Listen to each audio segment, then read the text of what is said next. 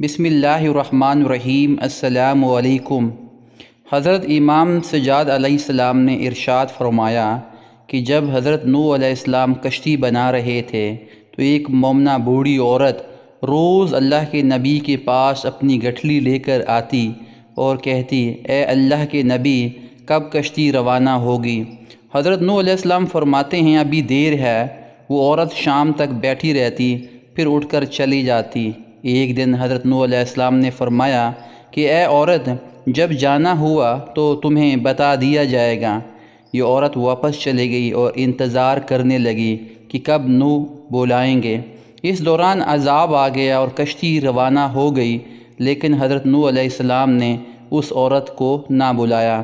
ظاہری طور پر نوح علیہ السلام کو اس کو بلا دیا گیا۔ جب طوفان تھما تو ایک دن حضرت نوح علیہ السلام کے دل میں محبت اٹھی کہ شہر کو دیکھوں جہاں سے چلا تھا۔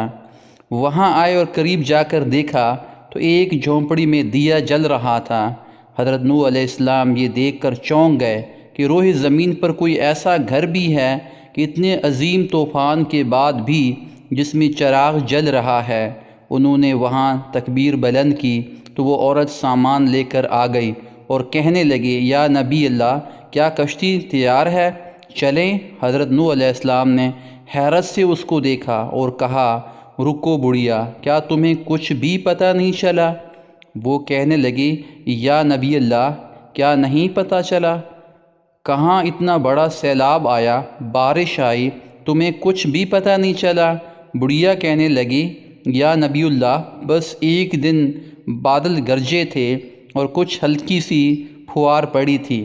حضرت نوح علیہ السلام حیران ہو کر آسمان کی طرف دیکھنے لگے اور کہا، میرے اللہ، یہ کیا ماجرا ہے؟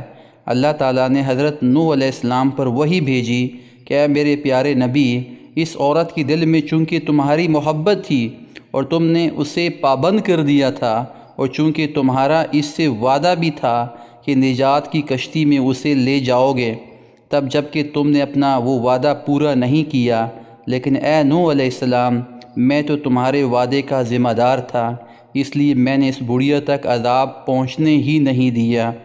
جزاک اللہ خیرہ۔